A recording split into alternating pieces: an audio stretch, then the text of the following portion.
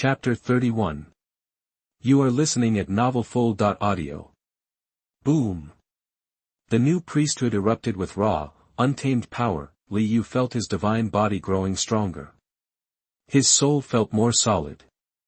His power, even more terrifying. He could even see faint traces of white and blue divine lines emerging across his skin. Anything less than a demigod would be instantly overwhelmed by the sight. Even though he was still a third-turn demigod, the sheer force he exuded was incredible. From a distance, the surge of his divine power dwarfed any other third-turn demigod around. Wind can fuel fire, bring rain, and even summon hail. Enlightenment washed over Liu. He felt a brand new power coursing through him, a power that combined the untamed fury of the wind with the icy, unstoppable force of hail. Compared to either wind or hail alone, this was on a whole different level. What's more, his control over the priesthood had significantly improved. Where it was only around 2% before, now it was closer to 3%. That level of control would let him condense his god's body again. He glanced at the information panel in front of him. The priesthood column now read, Thunder, Hail, second level. The divine title column had become, God of Thunder, God of Hail. The second level of priesthood is definitely a major step up from the first, Liu mused, a spark in his eyes. He felt confident that he could go toe-to-toe with a sixth-turn demigod and hold his own, no matter the odds. But this is weird. A hint of confusion flickered across his face. Why does the power of the Thunder God priest feel so much stronger? Based on the priesthood classification, his Thunder priesthood should be a first-level ability. But right now, it felt as strong, if not stronger, than the Hail priesthood. He extended his hand. Instantly, a billion bolts of lightning crashed down, turning the entire divine domain into a raging sea of thunder. The vibrant purple light crackled with a terrifying, destructive force, far surpassing anything he'd unleashed when battling the god of hail. It really is stronger. It's not just my imagination. He took a deep breath, his eyes gleaming. It was becoming increasingly clear that his other talent was somehow linked to the Thunder priesthood. There were plenty of gods in the city of gods who held the Thunder priesthood, but his Thunder priesthood had always been different. His thunder manifested in endless variations: destruction, rebirth, slaying evil, destroying demons, summoning disasters. The list went on. As far as he knew, other gods' Thunder priesthoods were limited to pure destruction. Now, it seemed, variety wasn't the only unique characteristic of his thunder, it had other hidden properties. Like refining demigods and condensing priesthoods. Too bad I personally handled the priesthood acquisition. If I had believers offer sacrifices, the 100-fold amplification would have turned that power into something truly unbelievable. He felt a pang of regret. All gods eagerly encouraged believers to offer sacrifices. These sacrifices would be imbued with strange laws, boosting their effects by about 20%, of course, a 20% boost paled in comparison to his own 100-fold amplification. Still, it was enough to make the gods happy, but once an item had passed through a god's hands and been touched by their aura, it was no longer eligible for sacrifice. If he could have, Liu wouldn't have used the heart of the dark sacred tree directly, he would have saved it for the next sacrifice. No point dwelling on it. This priesthood fusion has given me 2 more shaman slots. He smiled. In this clash of the gods, Hog and Ret hadn't had much of a role, but only because the dark ancient tree was too powerful and destroyed everything. In reality, Ret was still a valuable asset. His bloodlust and wind shackles were both first-rate, strategic talents. As he leveled up, he could become a core figure on the battlefield. I still need more violent knights. And this time, I gained a lot of magical power. It's time to expand the orc tribe. And find new shamans when the time comes. Liu shook off his thoughts. With a whoosh, he vanished from the divine realm. The next moment, he reappeared in the city of gods. This time, his goal was to reproduce divine cards. Chapter 32. You are listening at Mtlnovel.audio. This was the ancient city of gods. As always, nothing had changed. Gods strolled the streets like ordinary people. Liu stepped out of his villa. Suddenly, the door of the villa next door swung open. A blonde, blue-eyed spring god emerged, clad in a gorgeous robe. Spotting Liu, his eyes lit up, and he hurried over. Nice to meet you, dear god of thunder. The pleasure's all mine, god of spring, Li Yu replied with a smile. The god of spring, whose full name was, well, the god of spring, was in charge of all things springtime. His power to revive things made him a force to be reckoned with. The god of spring glanced around, then whispered excitedly, "You hear about this? That sneaky, arrogant hail god is gone. What fantastic news! I have no idea which god did it, but I want to thank them." That a flicker of something passed through Li Yu's eyes. Which god, indeed? That god was closer than he knew. Really? That is something to celebrate. Li Yu smiled. Seriously, as much of a jerk as the hail god was, he was strong. Whoever took him down has to be a senior demigod, someone around for over a century. The spring god stated firmly. Makes sense, Li Yu agreed with a nod, and they continued chatting as they walked toward the trading market. Gods usually came to the city to trade. The suppression in the city was brutal. If they didn't have to be there, most gods avoided it. Speaking of which, I'm here to pick up a couple of 5th level items to create 2 4th level believers. The spring god mentioned, seemingly offhand. Impressive, Li Yu said, giving him a thumbs up. What about you? What are you buying? The spring god asked with a grin. He knew Li Yu hadn't been a god for even 5 years yet. Sure, he'd lucked out, being born with a 4th level believer, but when it came to resources, Li Yu couldn't hold a candle to him. Nothing much, just grabbing 3 2nd level reproduction god cards. Li Yu shrugged, playing it cool. 2nd level reproduction god cards. The spring god's jaw dropped. A 2nd level reproduction god card went for 10 million faith power. That was the equivalent of 10 5th level items. 3 cards, that was 30 5th level items. The spring god wandered off looking completely bewildered. Li Yu shrugged again. Soon, he entered a rough-looking shop. Only real gods got to run shops in the city of gods, and half-orcs were a huge deal. They were primary believers for a lot of gods. Naturally, some gods of the life system created reproduction god cards. These divine cards were exquisite, sealing divine magic. The reproduction god card sealed magic for reproduction and cultivation, a mixed bag of spells, using a 2nd level. Reproduction god card could increase a 2nd level tribe's population by 100 people.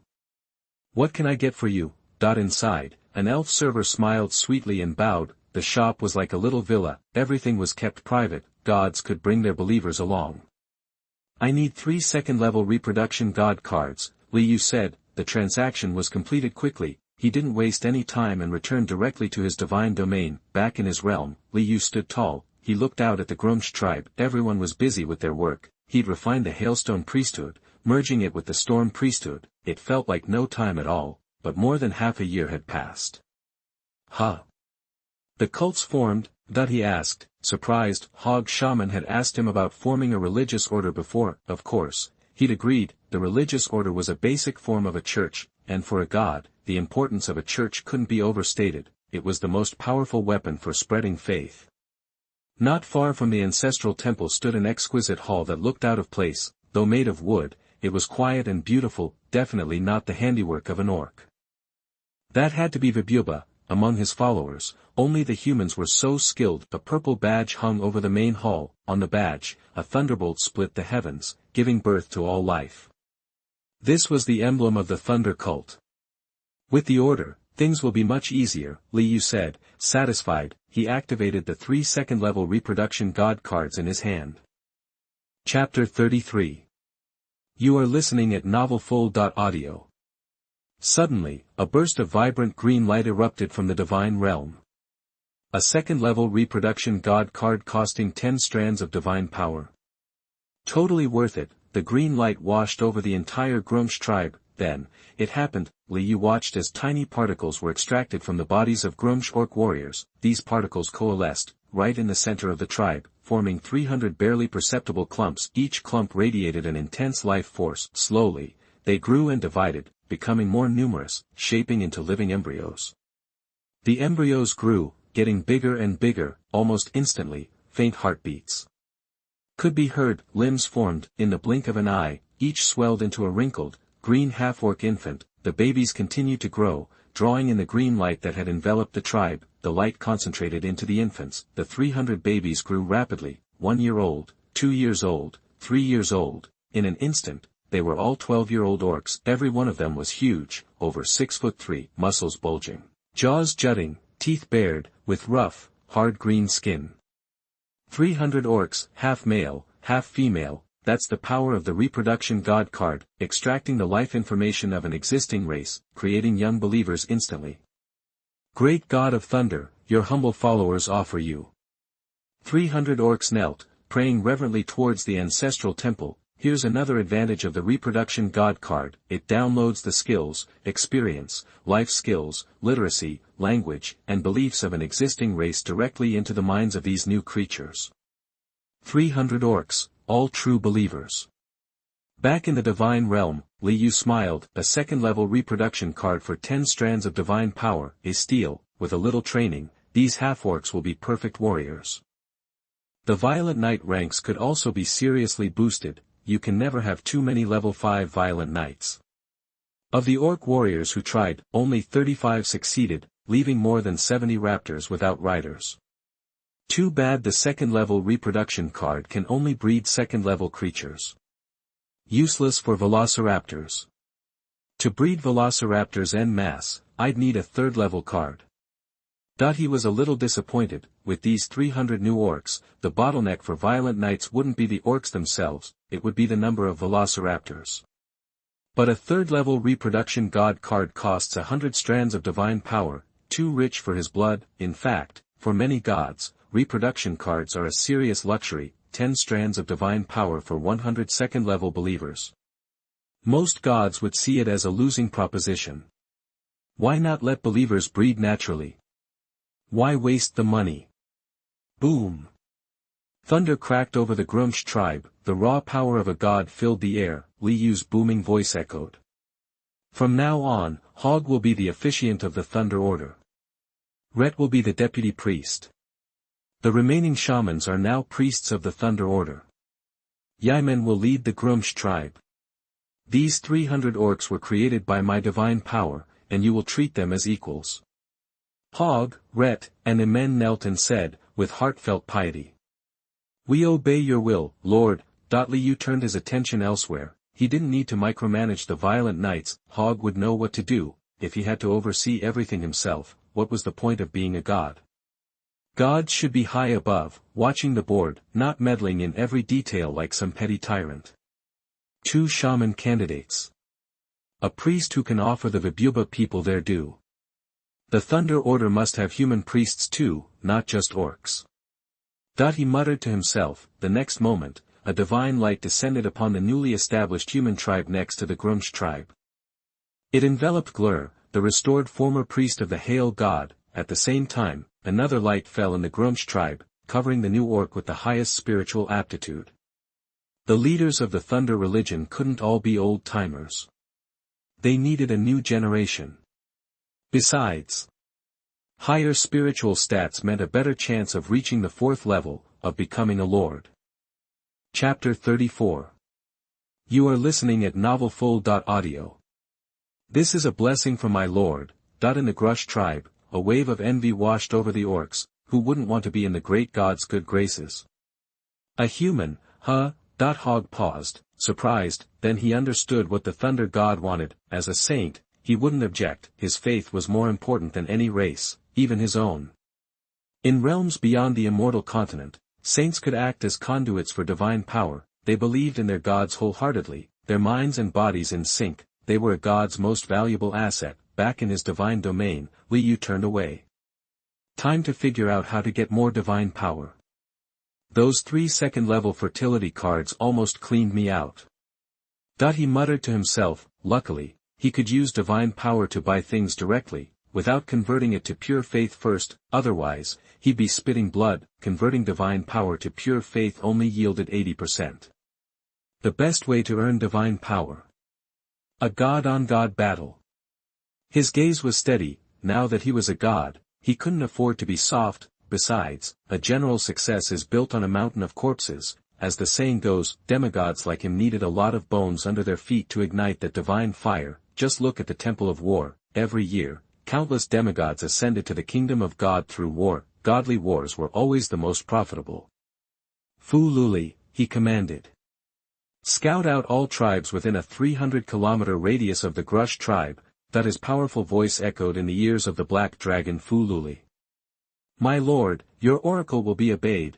On Black Dragon Mountain, the massive black dragon stood and bowed its head reverently. Then, with an excited roar, it spread its wings and soared into the sky. Outside the Grush tribe, the ancient dark tree Kareem opened its eyes briefly. Then, it went back to meditating. As plant life went, it wasn't exactly a social butterfly. It preferred to stay put and cultivate. Over 200 kilometers away from the Grush tribe, in a valley, two tribes lived peacefully. In the northern tribe, a grey rat man stood respectfully before the ancestral temple. A large crowd of rat men had gathered, watching with awe and reverence, but in their eyes, there was a hint of hostility toward the grey rat man. Meanwhile, in the realm of gods, two gods sat facing each other. Big, why are you here? The hidden god asked casually. He had short black hair, wore a rich black robe, and carried himself with an air of importance. In his hand, he held a staff with a huge black gem embedded in it. He looked every bit the pampered nobleman. Good news, that the burly earthly god across from him exclaimed. My followers have found an orc tribe about 200 kilometers south. Oh, the hidden god's eyes flashed with interest. Can you tell how many there are? The earthly god grinned. Our followers aren't the best at seeing, but they can count. Only about 200 orcs. The hidden god tapped the chair's armrest thoughtfully.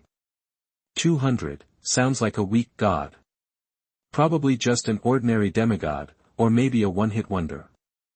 Should we move on them? The earthly god's eyes gleamed with murderous intent. Killing a demigod meant a huge reward. They'd already taken down 3 demigods together. The reward sped up their development more than a century of steady work. After finally getting a taste of the good life, why go back to slow progress when they could just rob someone else? With a fat target like that, we've got to go for it. The hidden god nodded. Even a demigod was no match for them. Why wouldn't they fight a battle they were guaranteed to win? By the way, what about those wild dwarves you found? Share them with me when you conquer them. He looked at the earthly god. Their alliance had yielded a lot of first and second level equipment. Unfortunately, the rat men couldn't use it. They'd have to wait to melt it down. Soon, the earthly god replied. Those damn wild dwarves think they can hide in caves. As if coating the ground and mountain walls with metal will stop my followers. What a joke. The hidden god smiled, pleased. Conquering a group of wild dwarves meant all that equipment wouldn't just gather dust. Chapter 35. You are listening at novelfull.audio. Dwarf tribe, up in the divine realm. Liu smiled as he listened to Faloo's prayer. Figures. In this vast wilderness, there's bound to be some dwarves around. After all, like orcs, dwarves tend to build prosperous settlements. Still, this particular dwarf tribe felt different. No god backing them. A godless dwarf tribe. My lord, these grey dwarves hail from the underworld. Down there, my black dragon clan reigns supreme. Faloo's voice, pious and confident, filled his mind. Give me 3 days, and I'll conquer them, bringing them into your fold. Liu's cool, majestic voice echoed back, go ahead. Conquering them without a fight would be ideal, but if these grey dwarves prove stubborn, suppression is the answer. In this immense wilderness, a godless tribe is vulnerable. Unless they have some 7th-level epic figure pulling the strings, even a 6th-level flyer would tremble before the might of a god, practically paralyzed. Though the gods are bound by the immortal continent's rules, unable to leave the divine domain, without divine protection, resisting divine power is futile. They're just easy pickings. Epic-level beings are a different story. At that level, they can withstand a bronze demigod's divine power. Demigods, with varying degrees of refined divine bodies, differ drastically in power. Hence, the 3 demigod tiers: bronze demigods, levels 3 and below; silver demigods, levels 4, 5, and 6; golden demigods, levels 7, 8, and 9. Only golden demigods can ignite the divine fire. Liu waved his hand gently. A thunder mirror materialized before him, displaying Faluli's perspective. The black dragon now stood as a human, clad in a tight black outfit that accentuated her figure. Her face was striking. Before her rose a barren mountain, devoid of vegetation. Here and there, flashes of metallic light glinted. An iron mine. Liyu's eyes narrowed. Developing followers demands vast amounts of iron ore, yet, none had been found around the Grush tribe. Its sudden appearance came as a surprise. Then again, considering the dwarves' penchant for mining, it made sense. Without mines, how could a grey dwarf tribe exist here? Liyu's gaze flickered. His attention landed on a specific spot within the thunder mirror. Nothing seemed amiss. Even Faloo missed it, but he saw it. Even through Faluli's eyes, something was off. The aura of another god lingered there. A follower. A zealous believer of another god, hiding. Are other gods also eyeing this dwarf tribe? Liyu's eyes narrowed. A surge of excitement washed over him. If Faloo tailed this fanatic, she'd inevitably uncover a tribe under a god's protection. What a stroke of luck, he chuckled softly. Who's there? As Faloo approached the mine, a stocky dwarf with a grey beard, bald head, and massive axe charged from a mine entrance, his eyes full of suspicion. For a long time, the Edge tribe had been plagued by those elusive rat men. If they hadn't poured molten iron down the mountain and around the base, hundreds more would have died.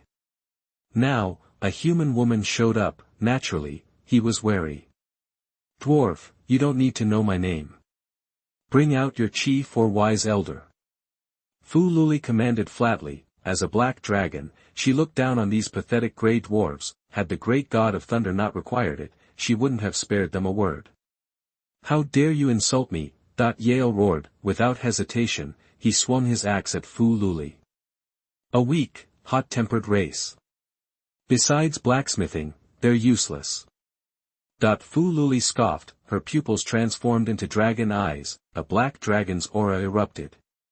Yale froze. His axe clattered to the ground. A primal fear washed over him. His body shaking uncontrollably, pale-faced, he stared at Faloo, shouting in his native tongue, "You're the Black Dragon." Chapter 36. You are listening at novelfull.audio. Black Dragon. The ultimate underground overlord. Ranked alongside soul-sucking monsters, Balrogs, and dark elves as one of the four masters of the underworld, what's a black dragon doing here? Yale screamed internally, paralyzed with fear. He'd never actually seen one, but the primal fear surging through his veins was unmistakable. This human in front of him, it was a ferocious black dragon wearing human skin. Take me inside, Faloo said, her voice like ice. You, no way. Yale's legs were shaking so badly he could barely grit out the words. In his desperation, he wondered if today was the day the Edge tribe would be wiped out by a black dragon. Ignorant dwarves. Faloo sneered. She grabbed Yale by the neck with one hand, and hauled him into the cave. Inside, the mine tunnels branched out in every direction, a labyrinth of passageways. Signs of heavy excavation were everywhere. This tribe of grey dwarves had obviously been living here for a long time, but Faloo simply sniffed the air and headed in one direction, the direction that reeked of sulfur from the underworld. These grey dwarves might have been on the surface for a while, but the smell of sulfur was still obvious to her. Has God abandoned the Blade tribe? Yale was losing hope. They could fend off the occasional, weak ratman. But against a ferocious black dragon, they were lambs to the slaughter, utterly helpless. Soon, Faloo was deep inside the mine, twisting and turning through the tunnels. They're really good at digging. In the god's domain, Liu shook his head. From the outside, the mine's diameter couldn't be more than half a mile, but Faloo had already traveled over 3 miles. After what felt like an eternity, a metal gate appeared ahead. It was shut tight. 4 grey dwarf warriors stood guard. Seeing Yale being held captive by Faloo, they were shocked and roared, "Let Yale go!" They raised their axes without hesitation, ready to strike Faloo. Ignorant fools. A flicker of cruelty crossed Faloo's eyes. She opened her mouth and roared, "Rawr!" The dragon's roar blasted out with such force that the 4 charging dwarves were hurled backward, vomiting blood. The metal door exploded from the invisible shockwave. Shards of metal ripped through the air, slamming into the crowd in a huge cave. Ack! Screams filled the air as dozens of grey dwarves scrambled back, blood streaming from their heads. "Who's there?" A voice roared. A huge dwarf wielding an oversized axe, a head taller than the others, charged forward, glaring at Faloo. Close behind him, an old dwarf with a staff, his face contorted with horror, cried, "Sassoon! Don't be a fool. That's a powerful black dragon." As the wise man of the Blade tribe, their only spellcaster, his senses were far sharper than the other grey dwarves. At this close range, he could clearly sense the terrifying presence radiating from Faloo, the aura of a black dragon. Black dragon? Sassoon's pupils shrank, his body trembling as he stared at Faloo in horror. Black dragon. Synonymous with ferocity and cruelty, the faces of all the grey dwarves turned deathly white, their eyes were wide with fear. Many of the dwarves, usually known for their tempers, simply collapsed to the ground. "Who's in charge here?" Faloo sneered. Suddenly, her human eyes transformed into the burning crimson eyes of a black dragon. She fixed her cruel gaze on the grey dwarves. "Great black dragon, I am Okale, the wise man of the Blade tribe." Okale said respectfully, struggling to control his fear. "My name is Faloo. I am the great saint of the god of thunder. My lord requires dwarf followers. If you are willing to believe in my lord, you will live. Otherwise, prepare to face my wrath." Faloo spat, dropping the limp Yale to the ground. A terrifying black dragon aura washed over them, like a mountain of pressure. The grey dwarves paled and trembled. Even Sassoon, the Blade tribe's leader, a fourth-level lord, was overcome with fear. Chapter 37. You are listening at Mtlnovel.audio. Let's talk about the creatures of the underworld, the most powerful among them. Definitely the black dragons and the Balrogs, these two groups, their enemies and notorious for their cruelty. Right now, a living black dragon stood before Okale, and she just told him to surrender or die. What choice did Okale have? He could only look at Faloo respectfully and bow deeply. The Blade tribe is willing to believe in the great god of thunder. It came down to survival or giving up their faith. Okale naturally chose survival. He wouldn't let the Blade tribe be wiped out. "Excellent." Faloo said, a satisfied smile on her face. "You'll be proud of your choice. Select 200 of your strongest warriors to accompany me to Grumsh." "But, my lord, we've been dealing with rat men lately. If our best fighters leave, I fear that." In the realm of the gods, Liu heard this and thought. Rat men? Are the other underground believers these rat men? A strange look crossed Liu's face. No one knows how many races exist on the immortal continent, and the power of the gods is terrifying. They constantly transform new, strange races. Even powerful spellcasters conduct experiments to create species never seen before. The rat men are said to have been created by a powerful god using rats and humans. This race isn't strong, has low potential, and is nearsighted. They're short, too, but their ability to reproduce is incredibly high, and they're good at digging underground, masters of sneak attacks. You can't even defeat these weak, filthy rat men? Faloo asked, surprised. These rat men are backed by a god. Okale said bitterly, if it weren't for divine intervention, these rat men wouldn't be so powerful. Normal rat men are only level 1, but these ones have plenty of level 2 fighters. And even a few level 3 fighters. Plus, several rat men casters can use divine power, making them impossible to defeat. So, they're backed by a god. Faloo realized, a hint of excitement sparked in her eyes. She was trapped at the beginning of the last battle between the gods and missed out on all the fun. This time, now that she'd found another god, she would definitely experience it all. Faloo, there's a rat man outside the mine. Follow him and find the location of their tribe. After the god war, we'll have the grey dwarves relocate. Suddenly, Liu's powerful voice echoed in her mind. My great lord, Faloo obeys your command. Faloo lowered her head respectfully, then, she looked at the grey dwarf before her. My lord's glory shines throughout the world, and petty false gods are nothing before him. My lord commands that after he kills the false god, you will go to Grumsh. Whoa! Both Okali and Sassoon gasped, "Kill a false god." This meant starting a war between the gods. They exchanged shocked glances. For them, even a legendary black dragon was beyond their comprehension, and a god. That was unimaginable. Battles between the gods only existed in myths and legends. And they were about to witness one. "We obey the oracle of the great god of thunder," Okali said respectfully. "Someone actually found this place. This human is pretty strong." He actually reached out and grabbed one of the Grey Dwarf warriors.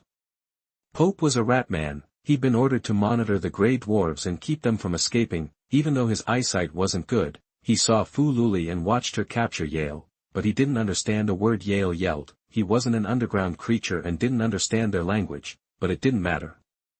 This human was only level 3 at best. To their big tribe, that was nothing. After waiting for a long time and not seeing the human, he figured the dwarves had torn him apart. After all, these rude and violent dwarves weren't weak. Still, a human showing up needs to be reported to the priest. He muttered and summoned another ratman companion. Then he ran towards the tribe. He was pretty fast, but he didn't notice the girl in black who'd been following him the whole time. "This is going to be fun." Faloo licked her lips, watching the short, skinny ratman ahead of her. Chapter 38. You are listening at novelfull.audio. The Grush tribe. It had been over 2 months since the birth of the 300 orcs. During that time, most of the orcs had been working to bond with the raptors. Then, almost overnight, all but 10 of the youngest and largest velociraptors, 95 in total, became mounts for the orcs. The Grush tribe now boasted 95 savage knights. "If we had more velociraptors," Liu mused to himself, "we could have another 30 savage knights easily." These savage knights, while they had the potential to reach level 5, were currently at level 3. This was due to the low starting levels of both the orcs and raptors, level 2 and level 3, respectively.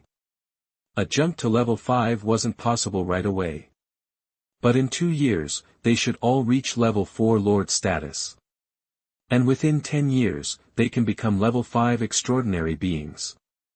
Hundreds of savage knights will become our sharpest weapon.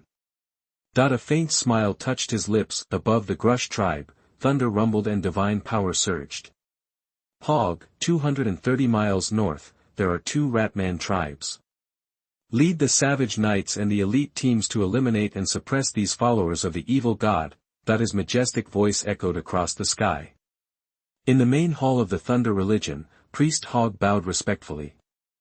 "Great Lord, the Grumsh orcs obey your command." Beside him, Deputy Priest Rit, the young Noel shaman, and the human Priest Glair kneeled on the ground, filled with zeal. Soon after, Priest Hog and Priest Glair led the way. Behind them, Yaimen guided 95 savage knights, charging out with excitement, alongside 8 human elite teams at the 4th level lord rank. It wasn't a large force, but it was potent. And with Faloo present, there was no need to deploy the ancient dark tree column. It was better to have it stay behind in Grumsh, guarding the territory. It would be a joke if they sent out both epic units and someone raided their home base in their absence. Humans. Are other gods eyeing the Grey Dwarf tribe? If that's the case, discovering another divine trace is good luck. In the god's domain, the god of earthly demise received the ratman priest's prayer and let out a ferocious laugh. He joined forces with the god of hiding. Having already killed 3 demigods, he believed he had nothing to fear from any god in these million miles of wilderness. Follow that human's path and investigate. We must find that human tribe. He issued the command, excited at the prospect. Killing 2 more demigods would significantly boost his power. He was completely enthralled by the battles between gods, and had a plan. First, clear out the demigods within a 1,000-kilometer radius, then slowly expand his influence outwards. Until he was the only god in the entire million miles of wilderness. By then, he would have ignited the divine fire and established his kingdom of God. "I obey your command." A black-robed ratman in the ratman tribe said respectfully. The black-robed ratman then ordered the tribesmen with the sharpest sense of smell to investigate the origin of the human race, starting with the Grey Dwarf tribe.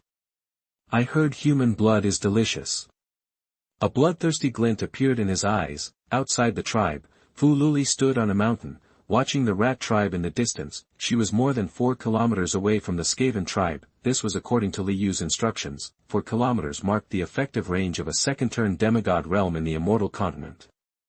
Entering that range meant risking easy detection. Liyu suspected that the god backing the Ratman was likely only at the second level. A third turn was unlikely. After all, progressing from an ordinary demigod to a third-level demigod required 31 divine powers, plus the cultivation of believers.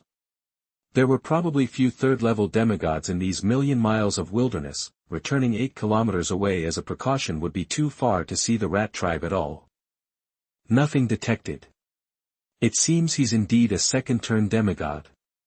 Back in the divine realm, Liyu smiled slightly. Time passed. Half a day later. Ho ho ho. Priest Hog's furious knights and peak team arrived. By the Lord's command, attack.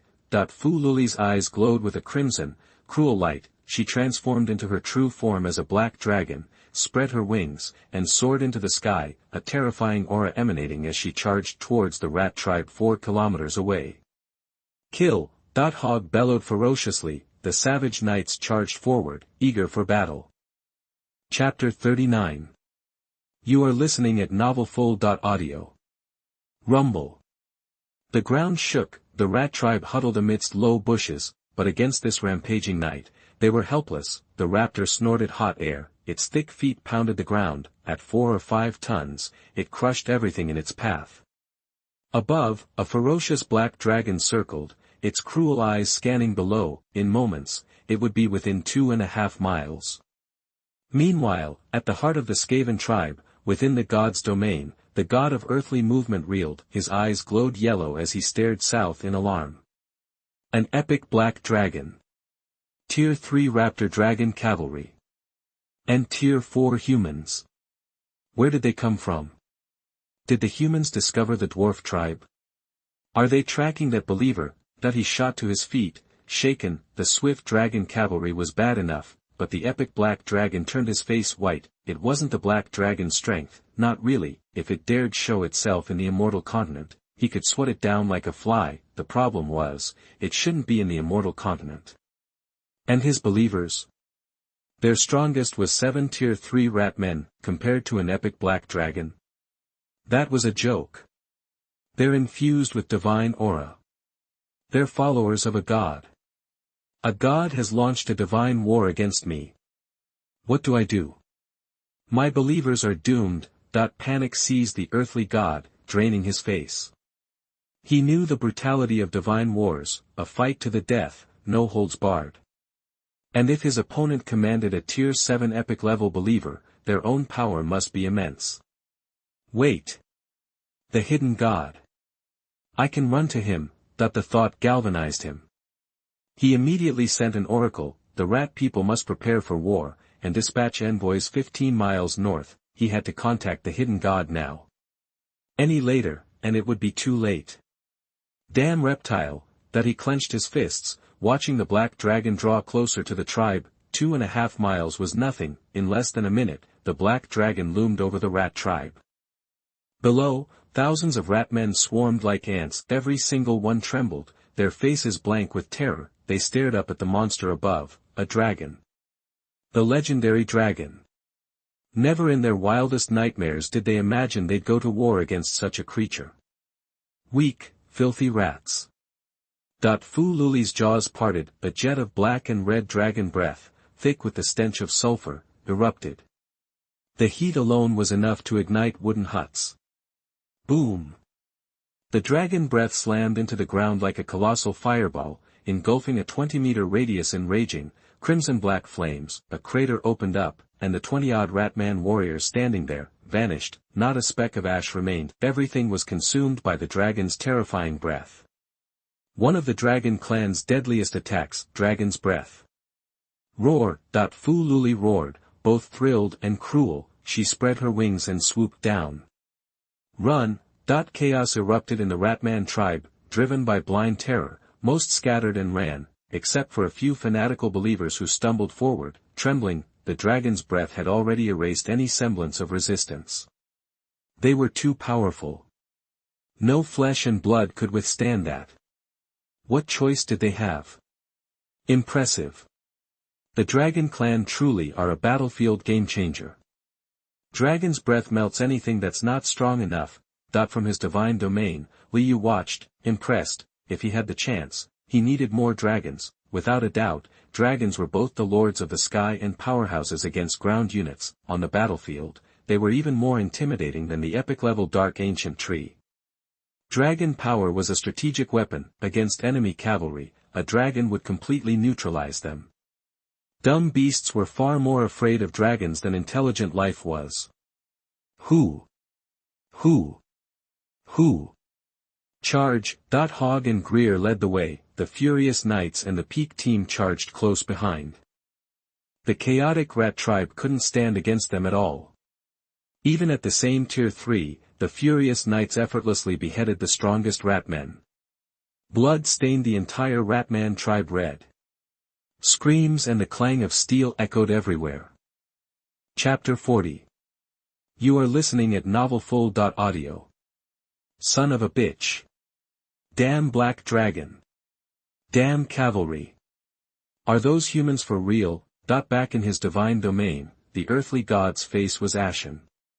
He was grinding his teeth, but helpless, forced to watch as his followers were crushed. Soon, the unknown god would invade his territory, to kill him. The slow creep of impending doom was driving him nuts. Faster. Even faster. He glued his eyes on the believer racing north to the hidden god tribe, having already written off the rat people. His only hope was the believer reaching the hidden god in time. Then, he'd bolt. Even if his divine realm got wrecked, even if his chance of sparking the divine fire and ascending vanished, he wouldn't hesitate. He only had one life, and nothing mattered more, just as he was on pins and needles. Phew. The earthly god sighed in relief. His forehead and back were soaked in cold sweat. He'd been terrified of being too late, of being finished. Luckily, he'd made it. Wasting no time, he stepped forward, instantly arriving in the hidden god's realm. How'd you get here? And why the long face? The hidden god asked, puzzled. Meanwhile, Liu watched his forces easily squash the rat tribe. Priest Hog stood before the ancestral temple of the tribe, satisfaction in his eyes. The black dragon was a beast. And those violent knights weren't messing around. Whoosh, with a step, he left his divine realm, entering the earthly gods. Huh? Where's the god behind the rat people? He frowned, noticing the divine realm was empty. After a moment, he understood, a faint smile playing on his lips. Interesting. Looks like there's another tribe with gods nearby. And they're pretty tight. Staring at the empty realm, an idea sparked in his mind. His thunder priesthood could strip demigods of their rank, so, could he snatch their divine domain? Every demigod starts with a divine realm radius of 1 kilometer, that's how far the divine realm's influence can reach in the immortal continent. The first turn demigod gets 2 kilometers, the second turn, 4, the third turn, 8, each turn doubles the domain's size, and its influence on the immortal continent. Eventually, after igniting the divine fire, the divine domain becomes a divine kingdom, blasting off the immortal continent, held high. The bigger the domain, the bigger the kingdom later. Liu wasn't sure of all the benefits of a bigger kingdom, but he knew they had to be significant. Otherwise, why would the City of God sell those ridiculously expensive expansion god cards, specifically for growing the kingdom? No risk, no reward. He was determined. There hadn't been a chance before because the divine realm would collapse whenever a god fell. Now, with an empty one, he had to try. Raising his hand, he unleashed a storm of purple thunder. Millions of bolts, dense and overwhelming, filled the 4-kilometer domain. The power of destruction shook everything. The entire realm trembled. Rumble. The din was deafening. Chunks of the divine realm shattered under the relentless thunder. Then, a faint gray light coalesced from the destruction. The thunder passed through it as if they were in different dimensions. More of the divine realm crumbled, and more gray light gathered. Finally, only about 100 meters of the original realm remained, still collapsing. Any more, and I'll be exiled into the void forever. Liu felt a warning jolt in his heart. he quickly stopped the thunder, reached out, and grabbed the finger-sized ball of gray light. Then, he stepped back into his own divine realm. Could this be the essence of a divine realm? Wonder if I can merge it with mine. Liu mused. His gaze fell on Faloo, Hog, and Greer, and he spoke with booming authority. There's another tribe nearby. Find them and wipe them out.